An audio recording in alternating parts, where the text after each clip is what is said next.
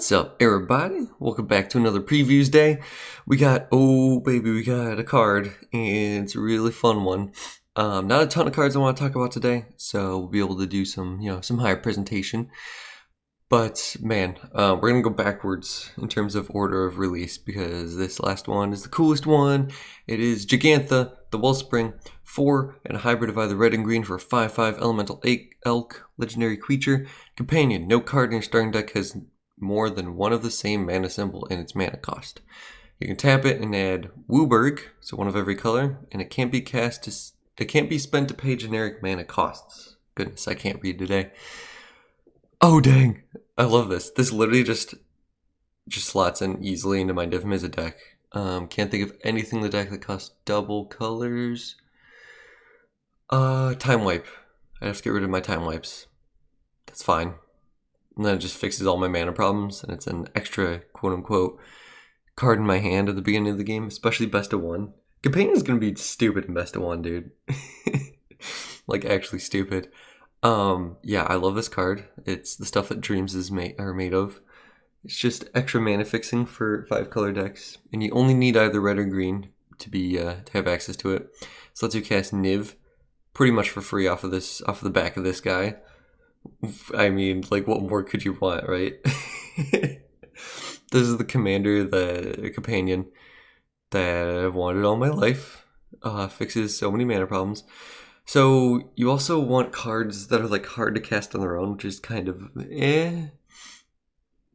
because if you have a card that just costs like, white and 2 colorless, this only adds 1 mana for that. But even then, you can still just play like let's say you have like a Risen Reef and Deafening Clarion in your hand. You can still just play them both. Use the blue-green for the for the Risen Reef.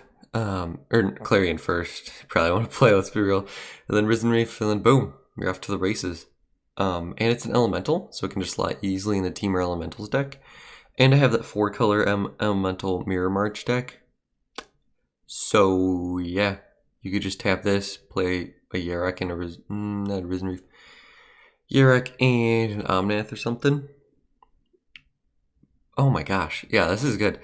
So as long as you have a lot of cheap costed things, as long as you don't have a lot of things that cost like 4 and a white or like 4 and a black, this will just get you a ton of value. Like, ramping for 5 mana is insane. Like, what the heck? And the companion cost is something that I'm already a fan of. So yeah, I'm just super excited about this guy. I'm definitely going to be brewing around him a lot. I could see him being fun in Commander. Ooh. Pioneer. I'm trying to think. Obviously, Standard he'll be fun. I don't know if it'll be like competitive. But 5 mana 5/5 that fixes your mana woes, that's not too difficult to like work around. It's pretty cool. For decks that are like 3 colors or more. Yeah, I'm just super excited about them. Hard to figure out how good it'll actually be. I think we'll see maybe like fringe play. I don't think he'll be like a player, but he'll be a player in my decks, and that's all we care about. So yeah, that's Gigantha. Oh man, the wellspring of my joy. Alright, next we got Zenith Flare, 2 red-white for an instant. Zenith Flare does X damage to any target and you gain X life, where X is the number of cards with the cycling ability in your graveyard. Well, that's pretty neat. We already saw some pretty powerful cycling cards. What I'm looking for is like good payoffs, and I guess this is kind of a payoff. I consider this more as a synergy piece than a payoff. I mean, it's a pretty powerful effect. You can really only kill stuff after like turn 3 or 4 probably, and you'll be hitting stuff for like 3 or 4 maybe, because a lot of 1 and 2 cycling cards. That's the only thing that makes me think this is possible. You also have Cathartic Reunion if you want to go that route. I'd probably be looking more at the Jeskai cycling build and seeing how many instants or sorceries or other type of effects, maybe enchantments, that have cycling, because I really want to pair it with Vadrock and just go ham. I mean, you can't cast this back, but what I mean is I want to be able to cycle other cards that I can flash back. with Vadrock, and then this thing pays you off for having those in your graveyard, because Vadrock doesn't exile them, which is pretty important, so it doesn't lower your account. But in a lot of the builds, unless they're like more creature heavy, I just see like maybe like a Beacon Bolt being better than this. The fact that you drain it is pretty sick. So being able to gain life off of it, I'm definitely a fan of, but it just looks kind of too slow. Maybe like a 2 of in some decks, but those decks don't seem tier 1 in standard for me right now. Just especially because so many of the cards just have such high toughness because of the dominance of green decks right now. So, yeah. Don't really see it making waves in standard right now. Alright, next we got a card where not sure what the real names are and don't have the real translation. It's in German, I believe, right now, but Mythic Spoiler says Reptilian Mirroring. For 2 in red, it's an enchantment, and whenever you cycle a card, you may have Reptilian Mirroring become a 5/4 dinosaur with trample and haste in addition to its other types until end of turn. Which I'm actually kind of impressed with this card. I think I saw some people saying they don't see this in standard at all. I think I could see some fringe play, maybe especially after rotation. But a 5/4 for 3 mana is pretty interesting. I'm thinking about it more and more fringe play. We already have a 3 mana 5/5, and its restriction is maybe even more difficult, and it works well. The Lovestruck Beast, and then we have the 7/6 Rotting Regisaur. So I guess, actually now that I think about it, yeah, this does get outclassed by a lot of the other cards of the same type. The Dinosaur is an important creature type. Trample's really good, and it synergizes with the other trample payoffs in red-green right now. Specifically, I think it's like the Quartz Breaker Beast or something. It's the one that makes XX tokens for how much trample damage you deal to an opponent. So that'd be important with this. I don't know if those go in the same deck. I don't know if you want to be cycling a lot in that same deck. But, I mean, it's a 5/4 creature that doesn't die to sorcery speed removal. Like, that seems pretty good to me. And there's a lot of cheap cyclers, so it doesn't seem super hard to get going. Yeah, if there's a way to synergize with cards you've cycled into your graveyard really easily, and, I mean, you just want to beat down, it seems pretty decent. Could work as kind of like a defensive creature, kind of a bad defensive creature, since you have to hold up cycling every turn. But a 5/4 body that they can't kill until combat is pretty neat. But, you know, 90% of the time, if you're just waiting till turn 4 to block with a 5/4, you're just going to get Ember Cleaved or be hit by like a 6/6 or 6/3 Annex. So, yeah, not super impressed. It does get hit by Elspeth Conquer's Death. Trying to think what else. It's kind of nasty to get hit with a Brazen Borrower, which is a big deal, and flash decks are going to be very prominent now. So yeah, actually I think I'm off this card. I don't think this is standard playable. Maybe very fringe and like some budget decks, but yeah, there's just too many cards in standard that hit it, and its payoff is just not good enough. Here we go.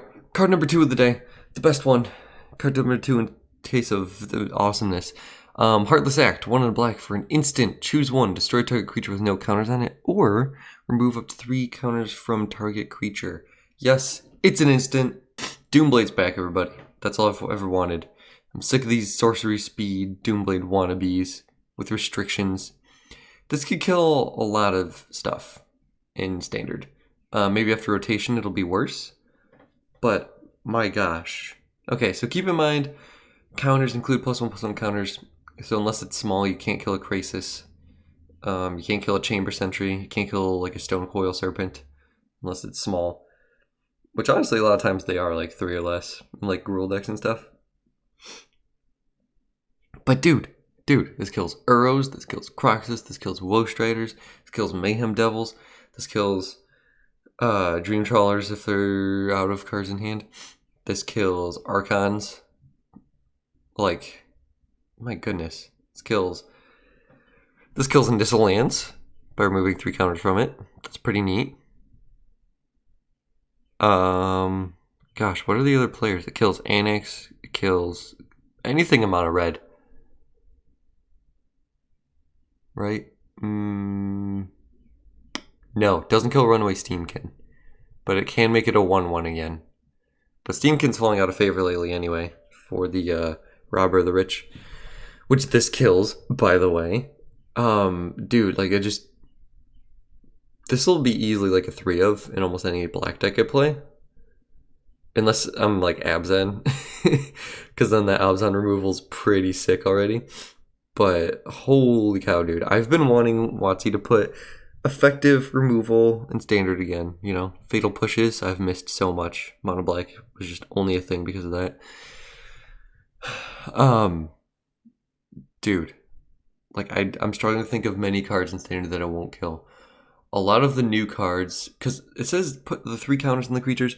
Other than like that discount Vampire Nighthawk, or gosh, the one that when you mutate, we haven't seen it yet, but anytime a creature mutates, you put a counter on it. That's fine too. The one that brings creatures from the yard and puts a menace counter or death touch counter on it. Those are pretty much the only cards I can think of that Sniffed constructed to me that have counters. So, and even then, that's like very small portion of the cards. Yeah, this is just effective. This is like a go for the throat, you know? We're like, who knows, maybe against certain fringe decks, it'll just be dead. By the time in Mirrodin and all that, you're up against like the affinity decks or something, affinity style decks. Which there is a standard affinity deck with Steel Overseer and stuff. But I just see this working so well against so many cards in the meta for so cheap. At least put 2 in your decks, man. At least put 2. It is just so good. 2 mana to kill something. I've desperately missed this. So good. Oh, man. Yeah. Love it. Love it. I don't know what to say. Just removal's good when it's cheap and effective. Alright, we got a fringe card. We got the Ozolith. It's a rare for 1 mana legendary artifact. Whenever a creature you control leaves the battlefield, if it had counters on it, put those counters on the Ozolith. There we go. At the beginning of combat on your turn, if the Ozolith has counters on it, you may move all counters from the Ozolith onto that creature. So I think most people are probably going to be on the same page with thinking this is bad. I could agree. It's pretty fringe playable, maybe. And by that I mean like jank decks. So first thing that comes to mind is mono green. They can have a lot of those beetles that get counters when there's a big creature. The War of the Spark 2/1 that gets counters when a big creature's on the battlefield. Yorvo comes in with counters. Krasis is counters if you want to go that deep. Yeah. So I mean, having this out with like 6/6 Krasis is pretty interesting. The 4 mana Vivian works pretty well with this. And then obviously this works with like the menace counters, death touch counters, first strike counters, nonsense like that. So if maybe if you want to play like a crystalline golem deck, one thing I really don't like is you can't spread them out. So like let's say you have a crystalline golem that has like, or giant I think it was, it has like 4 of the 10 keyword counters on it, and then it dies and you have like 2 creatures and you want one to have first strike and death touch and the other to have like menace and lifelink, right? No, you just have to go all in on one card. Granted, when that card, and it does say leaves the battlefield, so even if it gets exiled, you can move it to the other creature. But even then, like sometimes it'll just make combat so much better if you can, you know, if you can spread them out. Especially like put keyword abilities, like you make your 1/1 death, first strike and death touch, and then your other creature like have 6 +1/+1 counters. That'd be kind of cool. I think this could be a nightmare to keep track of in paper. Right? Like you're like, I have 3 +1/+1 counters, a first strike, a vigilance, a death touch, and a menace counter on here. That could be kind of like a hellscape. Here's something to think about too. I don't know if Persist is ever coming back or something, or if we go back to Amonkhet with -1/-1 counters. You have to put -1/-1 counters on here. So if this ever becomes like the meta or something, just bring back your Amonkhet cards for like, I'm thinking of like Scorpion God. That'd be kind of funny against this card. Yeah, so if your opponent wants that first strike on their creature, they're going to have to put all the -1/-1 counters on it. But granted, their deck will probably be made to have +1/+1 counters to counteract it if they're going to be trying to make use of this guy. So don't think it's great. I don't think it's really worth putting a whole card into it. Maybe. Okay, here's the thing. In the Proliferate deck, you guys saw I kind of had like a blue-green counters deck where I took advantage of like Shark to Crab and... Ooh, or I had the Bant one where I had Kenrith and I put counters on Shark to Crab for like 2 and a green. Stuff like that. That could be kind of interesting. To then where, you know, if you get board wiped or something, you can just play one of your payoff creatures and then put like 8 counters on it. It triggers and it's just a 10-10 or whatever. So yeah, maybe could see myself playing like 1 or 2 in that deck, but don't really see it being like a game changer in any of the other decks. Fun card though. Maybe cool for like Commander. Ooh, yeah, put this in like in a Traxa deck. Is that the one? I'm thinking of the non-red Commander. 4-color non-red Commander with Proliferate. Yeah, that could be kind of cool. If I had no counters, I'd put those counters. So I guess this works with Proliferate too. So that's interesting. If you want to try to go ham like that. Alright, here's a card that I think is amazing just in terms of efficiency. We got Fight is 1, costs 1 white for an instant. Choose one or both target human creature you control, gets +1/+1 indestructible until end of turn. And then same thing for a non-human creature you control. So like I was saying before with that 2 mana Dragon Fodder type card where you make 1 dino and 1 human. So there is a payoff for combining the 2 creature types. And this is pretty sweet. And like an aggressive deck, this can mess up combat pretty greatly for 1 mana. You can protect 2 creatures from a board wipe, which oftentimes, you know, you won't extend more than 3 or 4 creatures, unless you're making tokens. 3 or 4 creatures into a board wipe. So protecting half your creatures for 1 mana is pretty sick. Pretty sick. Yeah, I think this card's really good. It'll probably be seeing some sideboard play. Maybe like a 1 of or 2 of in main deck play, depending on how often like the mirror match aggro decks happen. Dang, yeah, I think this is a very underrated, amazing card. It'll be a role player. It's not going to be like, you know, a 4 of in every deck. But when you get blown out by this for 1 mana, you're going to be like, oh, dang, that is stupid. But yeah, I don't really know what else to say about it. It's just, so you'll be able to attack into opponents or... Oh my goodness, also feather decks? This seems pretty disgusting in feather decks. If it put a +1/+1 counter on things, this would be like... Just, oh my goodness. But yeah, put this in your feather decks, guys. Mix and match your creature types, see how it works out. I'd have to look at how well some of the other ones fit in the feather decks, but... my gosh, dude. But even then, just a 1 mana save your creature. We do have the 1 mana... give your creature protection from a certain color, God's willing. So if you're all humans, maybe don't put that, maybe put that in instead of this. But oh man, dude, yeah, this is a powerful card for 1 mana. Very good on rate. All right, next we got probably my second favorite card from today, Parcel Beast. 2 green blue for an elemental beast creature with 2/4 power and toughness. Mutate for green and a blue. It has the ability pay 1 and tap. Look at the top card of your library. If it's a land card, you may put it onto the battlefield. If you don't put the card onto the battlefield, put it into your hand. So pretty much the Risen Reef ability, but better because the land doesn't enter tapped.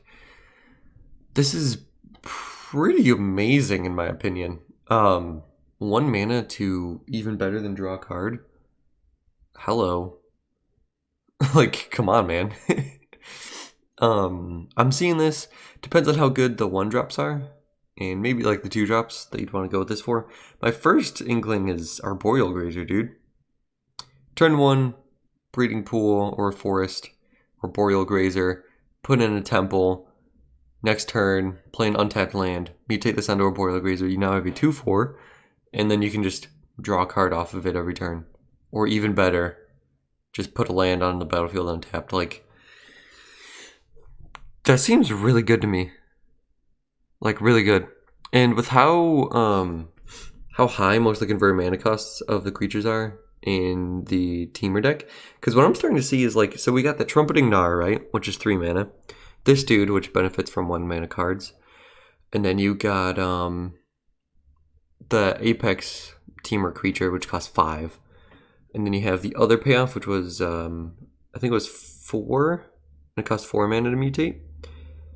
So most of the creatures I'm saying are going to be, you're going to be playing them on turn 3 and above, and you get paid off for having creatures that cost 2 or less as well to enable them.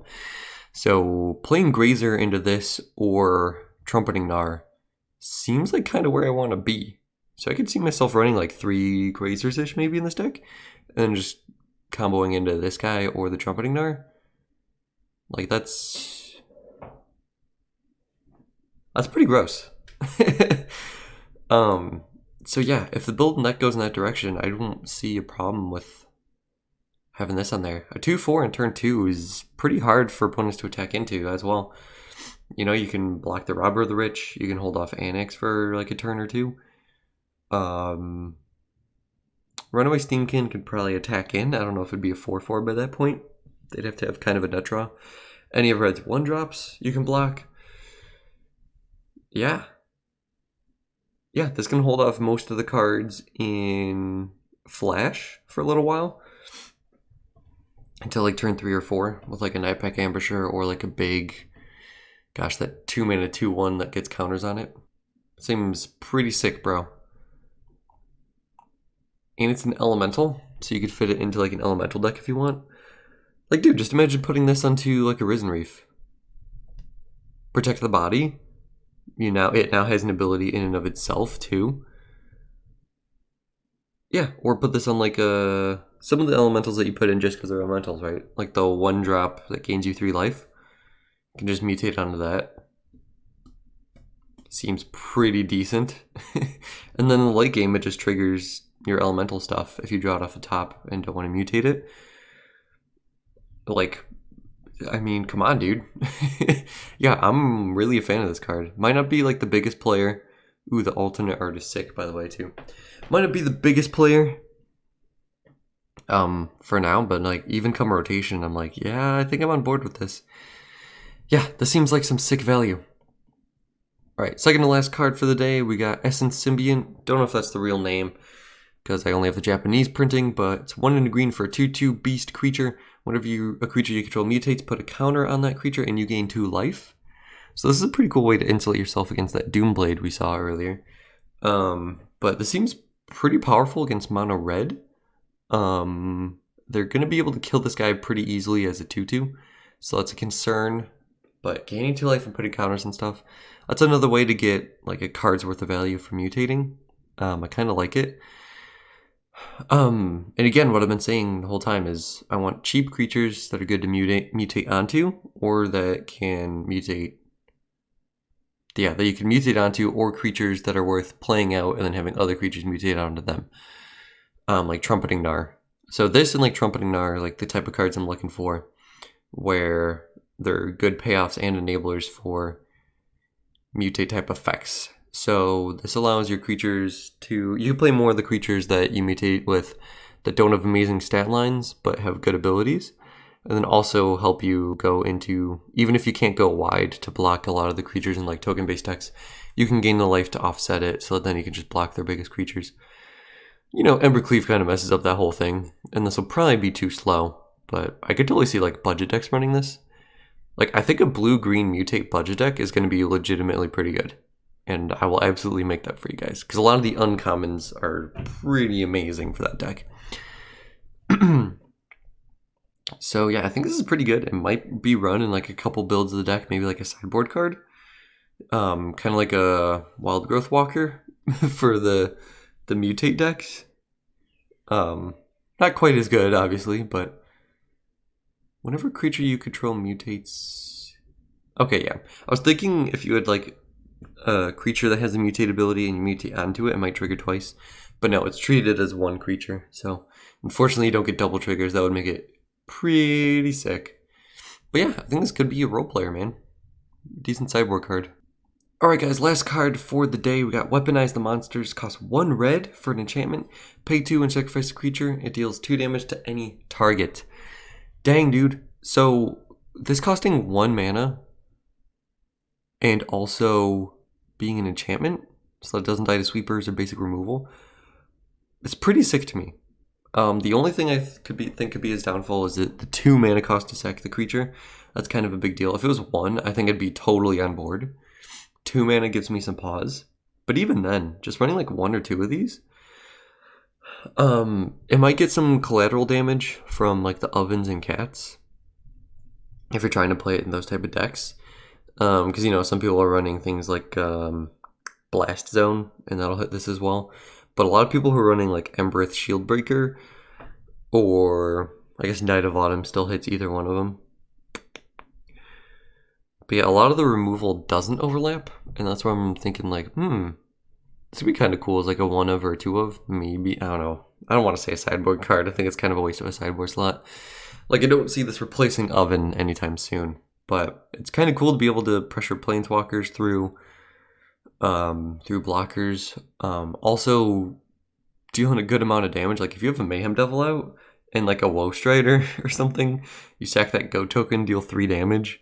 Like, that's pretty sweet. But also, I'm trying to think of like other decks where like Oven isn't as good in, and you'd want to be running this. The thing that makes Oven so good though is that it costs 0 mana. 0 mana sack outlets are so important. But you do have Woe Strider. I really wish this was in the meta when Journey to Eternity was a thing. Because I would love to put these two together. That Jund build of the deck was so close to making it. But yeah, I could see this seeing some French play. You get to pick off all their creatures. Like, yeah, in a token-heavy, creature-based matchup, I think this could do some work. Don't think it's going to be, like, amazing in Standard, but I'd be surprised if I didn't see it at all. Let me put it that way. Especially because I feel like I'm going to want to play with it. So maybe that's cheating, but that also shows how much I believe in the card. But yeah, being able to hit any target I think is a big deal. So you can pressure Planeswalkers, go face if they don't have anything, or keep the board clear. Yeah, I mean, this alongside like Gutter Bones and stuff. It's kind of mana intensive, but If you're going super long against blue-white, and they haven't got their Dream Trawler out yet, you know, or if they're too afraid to tap out for their Archon because you can just double sack a creature and ping it. I don't know, man. I don't know. You might be surprised. But either way, that's the spoilers for today, guys. Hope you're enjoying these. I certainly am. We'll get back into more gameplay videos soon. I believe the streamer event is the 15th. So I'll see if I can get some content for you guys on that. Maybe I'll be streaming. I haven't gotten the invite yet. I don't know. Usually they wait until like 1 week before. So we'll see how that goes. They might be behind because of the, you know, Corona nonsense. But, you know, I've been invited to like the last like 6, so I don't see why I wouldn't be invited to this one. So I might stream. See you guys there. And hope you enjoyed the video, and I hope you guys have a wonderful day.